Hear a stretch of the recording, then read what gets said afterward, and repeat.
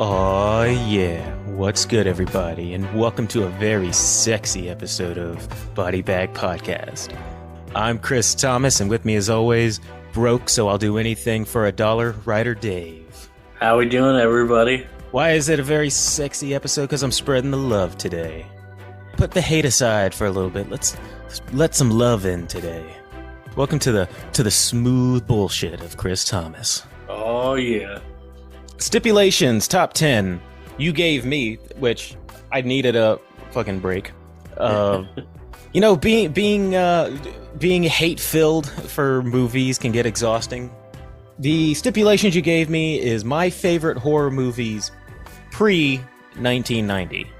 Yes. Pre-1990. So, what do we call this? Hashtag Chris loves the classics. Sounds good to me. Chris loves classics. And I guess in my case, classics is anything before I was born. Yeah. So my list right here, and it goes down in terms of intensity, but I do like all of these movies. And I'll say some of these, I'm sure you probably haven't seen. One or two of them. Okay. One or two of them, not necessarily horror, but it's something that scared me as a kid. And one or two of these is kind of like, of course that has to be on the list. Yeah. But for the most part, I think that most of these, if not all of them, haven't been mentioned on the show. Okay. Most of them, actually. And coming in at number 10, and this one is very much a recency bias one. All right. Is The Giant Claw. The Giant Claw. From 1957. This is a black and white movie, and the reason why it's on my list is because I went and saw this. It was one of the first movies I saw at the planetarium when I started doing my monthly bad night movies at the planetarium. Okay. And this was, I think, my second one. Right. If you have a internet next to you or your phone or something like that, just type in The Giant Claw and just take a good look at that creature, and you'll see why it's on a bad movie thing at the planetarium. I had so much fun watching this movie. In 1958, right? 1958, 1957, yeah. Tons of fun watching that goofy ass bird. Yeah, I see it now. Everybody in the theater, in the auditorium, was laughing their ass off whenever this bird was on screen. And let me tell you about it's 1950s. You and your sexism. Yeah. There was a main actress in there whose character was that she was the main mathematician. They were trying to figure out how to kill this giant bird. The main character is this pilot. Yeah. And he's part of the team. He kind of like saw it when he was out doing his thing. And this woman was a mathematician, basically working with the scientists and everything, trying to figure out how to bring this creature down. And by the end of the movie, she's just serving tea and sandwiches to the men. God damn. I was with my friend while we were watching this. I turned to her. I was like, "What is this woman doing, giving these guys tea and sandwiches? She's like the main mathematician. Somebody should be getting her like beverages and snacks. Isn't she? She's supposed to be." It was so. I'm like, oh yeah, this is from 1957. Of course, she's not going to be the hero of the story. It's going to be the man. Yeah. It's just the blatant sexism was just. I mean, it's not right, but it was just so funny how blatant it was. Which is why it was in the bad movies. You know, I mean, that's not the reason why it was in the bad movies, but objectively, it was a bad movie. It had to make my list just because it was funny to watch, and it was one of the movies that introduced me to the bad movies over at the planetarium that I'm going to every month now. Okay, yeah. So that had a lot of fun with it, so that's why it's my number 10. Number 9, all the way from the 80s. Actually, a couple of these are in the 80s. Unfortunately, my favorite vampire movie didn't make the cut because it was in 1994. It would have been Interview with a Vampire, but a different vampire movie, perhaps you can guess. 1980s. 1980s vampire movie? Yeah. Lost Boys was 90s, right? It was like early 90s. Lost Boys is it. Lost Boys is 80s. It's Yeah, the that's all I Lost, go, that's the Lost- answer. That's the answer. Yeah. Yeah, Lost Boys. Right. Yeah, I wasn't sure if it was late 80s or early Lost 90s. Boys, I believe, is 1987. Okay. I want to say. Has to be on there. I mean, this movie screams 80s. When you hear the name Joel Schumacher, you usually think of the bad Batman and Robin movie, the like infamous bad Batman and Robin movies. But a lot of people forget that he directed The Lost Boys, which it's funny that he gets, his name is synonymous with a bad movie, but he gave us a really good vampire movie, if not one of the best. Yeah, it's up there with some of the best. Yeah, just dripping with 80s. Yeah. You had Corey Feldman playing the cool vampire expert with his friend, and of course you had Kiefer Sutherland and his awesome looking portrayal of a vampire. Yeah. Unfortunately, sorry, Interview with a Vampire. You would have made it on the list, but you know what? Lost Boys, you're a pretty good substitute for it. Oh, yeah. Lost Boys is definitely my second favorite. Okay. So, not too upset about it. So, it makes the list. All right. All right, so, when I was making this list, I was trying to think. 7 and 8 was the last two that I filled out, because I was trying to think, all right, what could fill those two spots? Yeah. Among them that were going to go on there was The Omen. Okay. Among them was going to be House of Wax or House on Haunted Hill. Unfortunately, Vincent didn't make it just because I just recently became a big Vincent Price fan, but not enough to be like on the list because I haven't seen too many of his stuff. So, you know what? You can always count on your boy Freddy, though, to make the list. But not the first Nightmare on Elm Street. Nightmare on Elm Street 3 makes my number 8. Okay, yeah. I mentioned Nightmare on Elm Street before. The third one, especially for one scene in particular, if you remember. The marionette of the guy getting carried around by his tendons all the way up to the top and then getting it cut, and then he falls down to his death. Out of all the Nightmare on Elm Street movies, when you say Nightmare on Elm Street, I think of that before I think of anything from the first one or any of the recent ones. I automatically go to that. I don't even know what it was about. Maybe it was because I was super young when I saw that scene, but it stuck with me. Yeah, I really liked the third Nightmare on Elm Street because it had that perfect blend of like scary Freddy with the witty one-liner Freddy. It was as he was making his transition into more comedic Freddy. Yeah. And they had that perfect balance in 3. Which a lot of people either love it or hate it. People either hated it when he started becoming more funny or they loved it.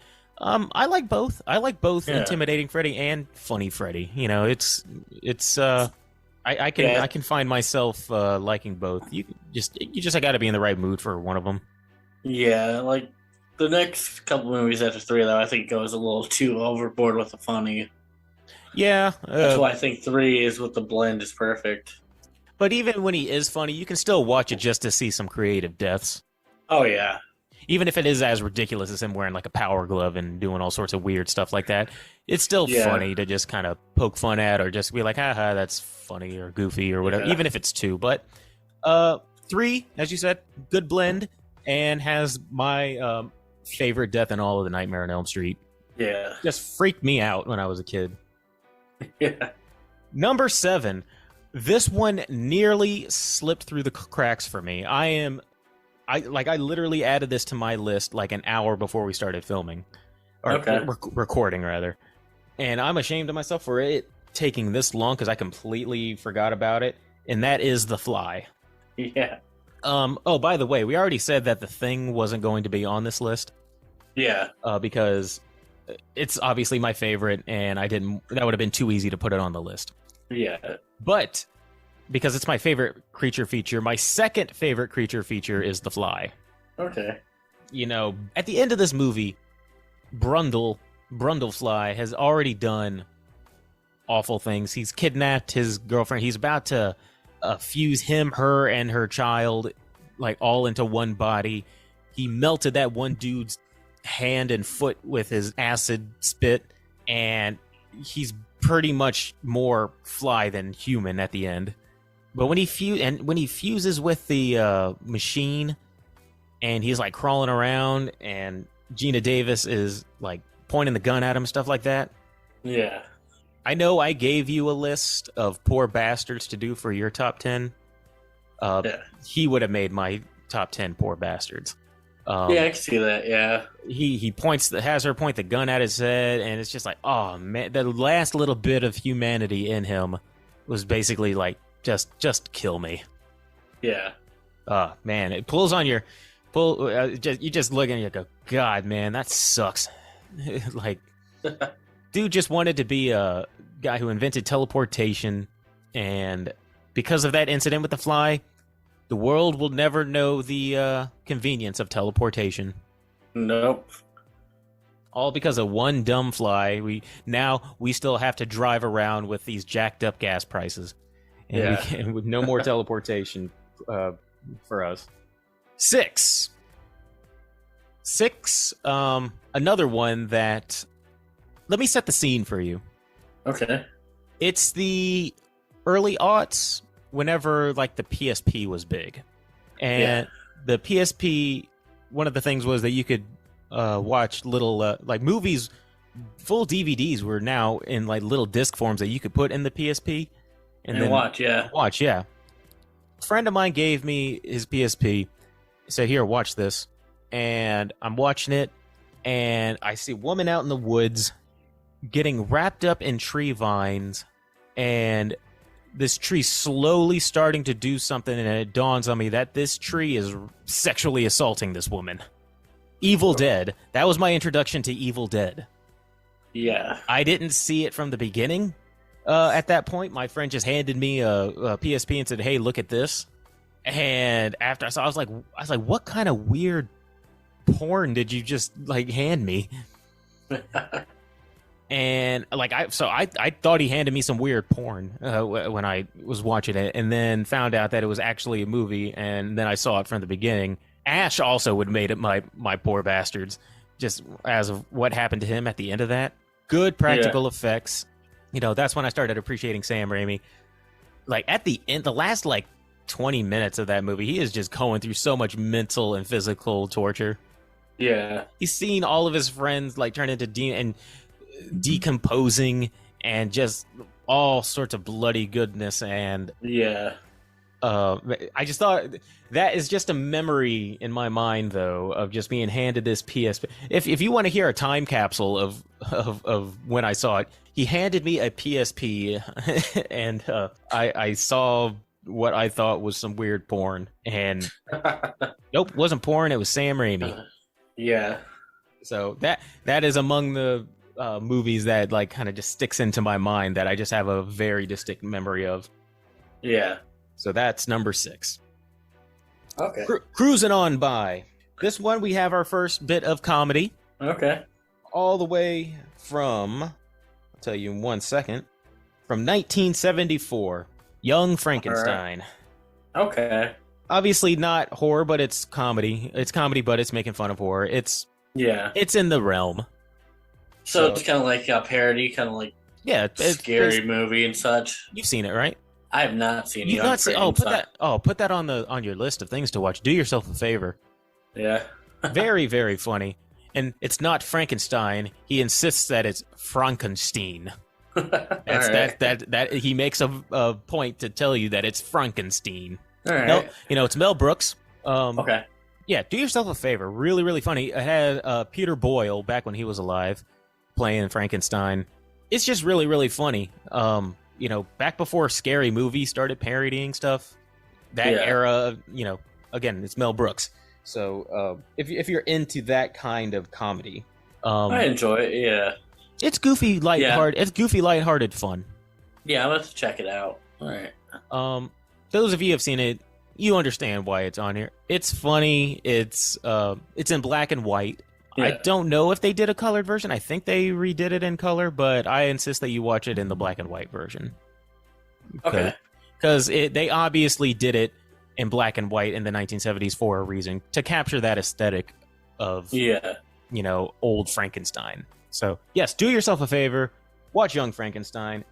There's a reason why it's on my list, and Gene Wilder acting acting crazy as usual. Oh, I love Gene Wilder. Gene Wilder is awesome.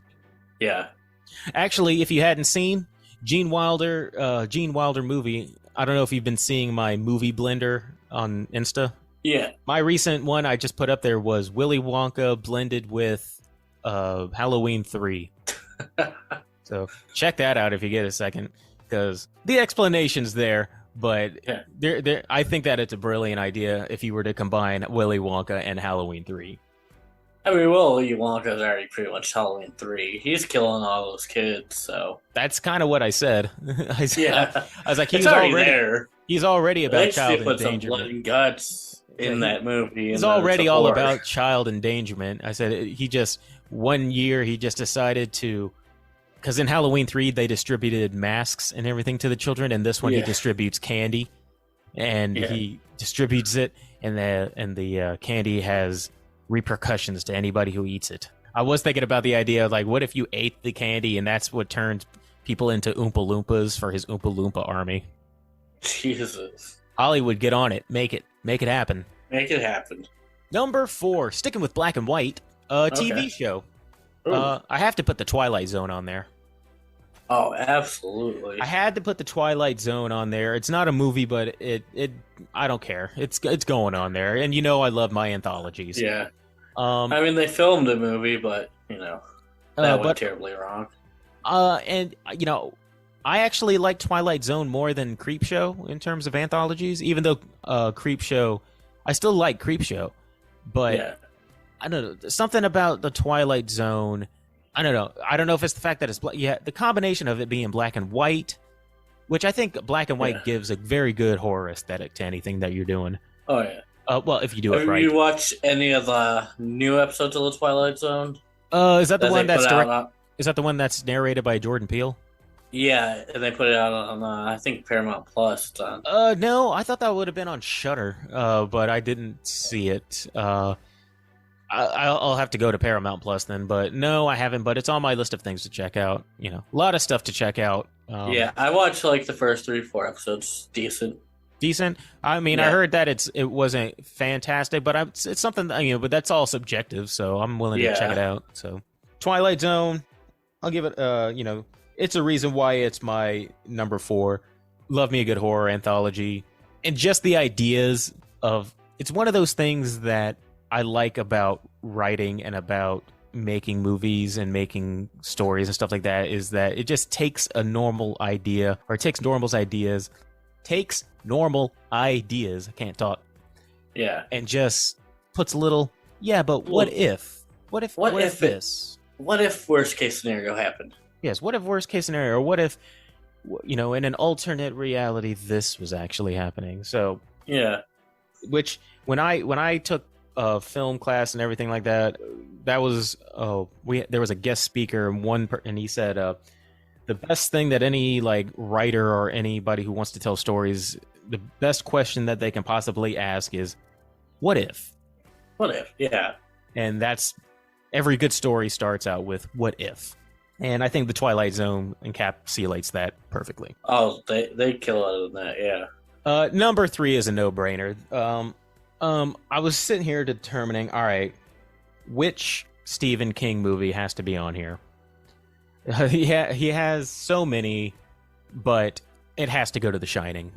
Yeah, it's really he has a lot of movies, but none are as good as The Shining. None. I mean, Misery was knocking around in my head. I think Misery's 1990 though, right? Is it? If it's is it like 89, 90? If it's either late 80s or early 90s, somewhere around that era. Yeah, I think You'll have to fact check me on that. Yeah. Yeah, it came out in 1990. Well, Misery would have been a second choice, a runner-up, but it has to go to The Shining. Yeah. Although it made it on my Chris Hates the Cold, and I've mentioned Chris Hates remakes and stuff like that, even the Shining miniseries, the story itself is a good story. Yeah.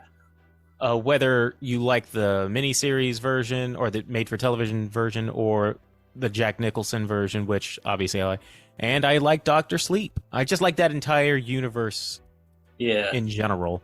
And both scenes, I think both scenes, my favorite scenes, aren't even the horror scenes. It's the scene at the bar. Okay, yeah. Both Doctor Sleep and in The Shining, just you get a glimpse into the mindset of what the person is going through at that general moment. Jack Torrance is losing his mind. He's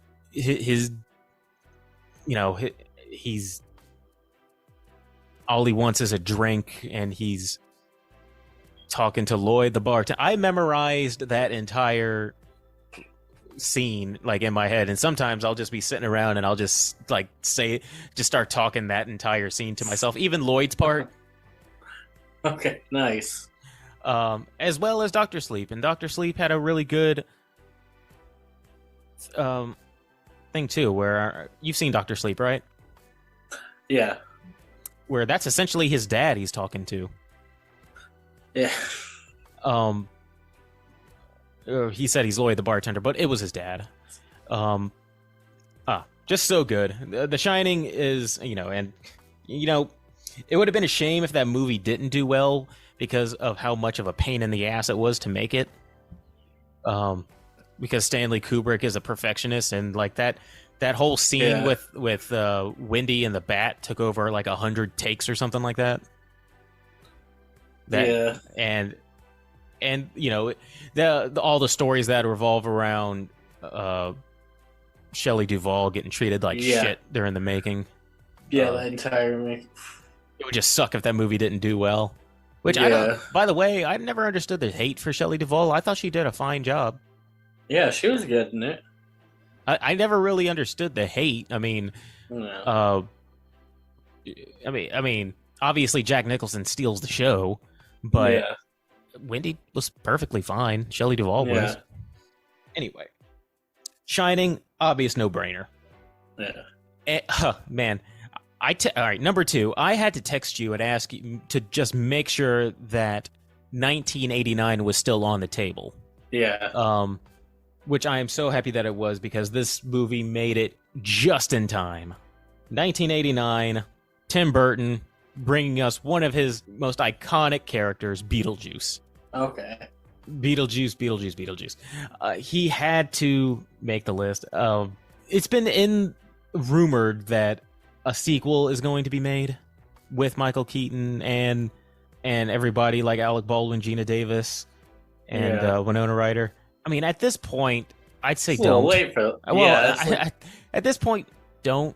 Like 33 years later, like I like Tim Burton as much as the next guy, but I think that as of late, he hasn't been knocking it out of the park like he used to back in the day. I think my favorite the last movie that he made that I really liked was probably Sweeney Todd. Didn't care for Alice in Wonderland. Dumbo was kind of forgettable. Mrs. Peregrine's Home for the Strange or Wayward Kids or whatever it was called was meh. And in an era where everybody is just going to their old well of just trying to revive old projects to try to capture, their glory. Just in an era where people just can't leave things alone and just let things be. Leave Beetlejuice alone. Just leave Beetlejuice alone. Yeah. Leave Beetlejuice alone as a good standalone story. We had the little kids television series that came out. Yeah. Which was fine. I enjoyed it. So Beetlejuice, great blend of peak Tim Burton to me. Yeah. Taking the strange and putting it in like a suburban area, taking like, high class suburbanites and introducing the macabre to it. Yeah. Peak Tim Burton, in my opinion. So I say Beetlejuice, leave it alone. And there's a reason why it's my number 2. I watch it whenever it's on. I mean, I haven't watched Beetlejuice since I was a kid. Oh, it's a good movie. I mean, we come for your daughter, Chuck. We shop at the same store. Hey, hermano. Hey. Freaking Michael Keaton is awesome. Yeah. All right. So, are we down to number 1 already? Down to number 1. Number 1, I guarantee you wouldn't expect to be on my list. Jaws. Nope. It's because it's not even classified technically as a horror movie. Well, Okay. first off, I'll tell you the year, and then I'll tell you the cast, and you tell me if you can. All right. 1959. 1959. It's a Walt Disney. Disney movie. It's a Walt Disney Studios motion picture. The main character is played by Albert Sharp, and it has a very, very young Sean Connery in it. The Jungle Book. No, this one is, and it's just, if I were to make a top 10 movies, this would also make it in my top 10 just movies in general of all time for me. And that is Darby O'Gill and the Little People. Now, have you seen it or have you even heard of it? No, I'm just looking it up right now. Darby O'Gill and the Little People. 100% on Rotten Tomatoes. There's a reason for that. I just looked right now. I didn't know that it was 100%, but it's 100% to me. Takes place in Ireland, where Darby O'Gill is like the old man around town who claims that he's seen and talked to the king of the leprechauns. And everybody just thinks, oh, that's just crazy old Darby. But everybody likes hearing his stories. Yeah. They're like, oh, they kind of believe him. Or even if they don't believe him, they just like hearing him talk about, the leprechauns and stuff like that. Yeah. And so you're thinking, all right, that sounds fine. Why would that be on your top 10 horror? Now, you have it in front of you. Type in Darby O'Gill and the Little People, the Banshee. If you wait long enough in this movie, it doesn't get... The laughing and the lightheartedness goes away near the end.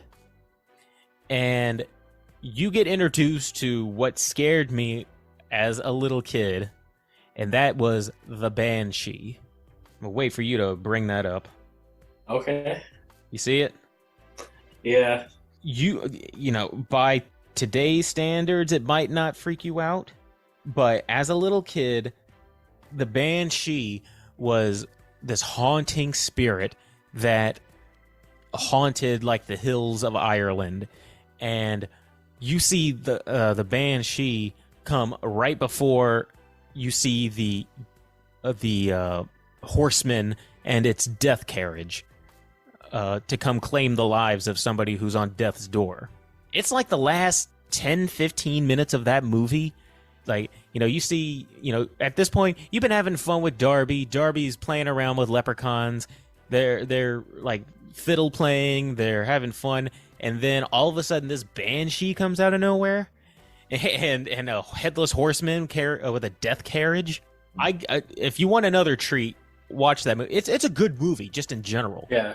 You'll have fun from start to end. You like all the characters, except for one who's an asshole, but he's supposed to be. All right. And you get to hear check it out. Yeah. And you get to hear Sean Connery sing.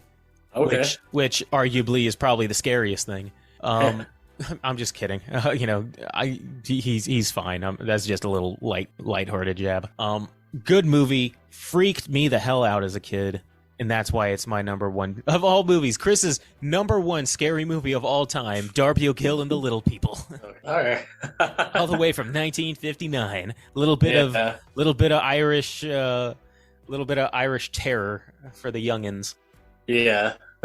And just in general, in terms of movie making, the kind of stuff that they did special effects wise, that you would go, how did they do that?